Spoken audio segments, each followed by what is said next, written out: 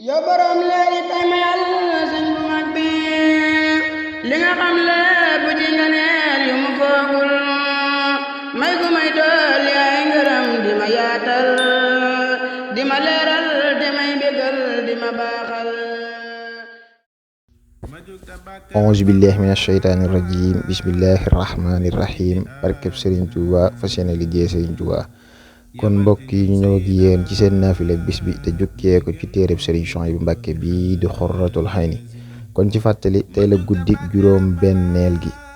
naafileeg bis bi ñaari rakka lay doon, rakka bu ci ne nga jàng ca fatiha benn yoon, qul huwallahu ahad fukki yoon ak ñaar.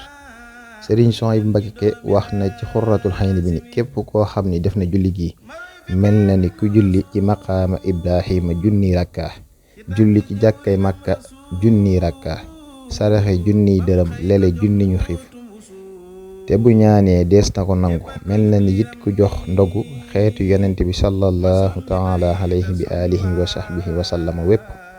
bu faatoo it ñu boole ko ci ñi dee ci jihaad, te dees na ko musal ci mitiitu dee, te bàmmeelamit dees na ko defal mu bokk ci dari àjjana ya.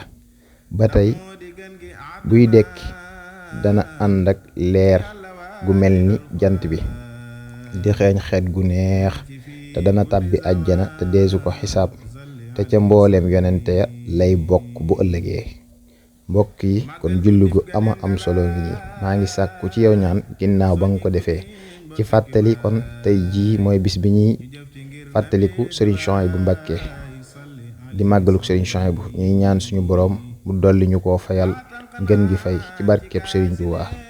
yow borom leeri tay ma yàlla sëñ bu mag bi li nga xam lépp ci nga neel yu mu foogul may gu may dool yaay ngërëm di ma yaatal di ma leeral di may bégal di ma baaxal.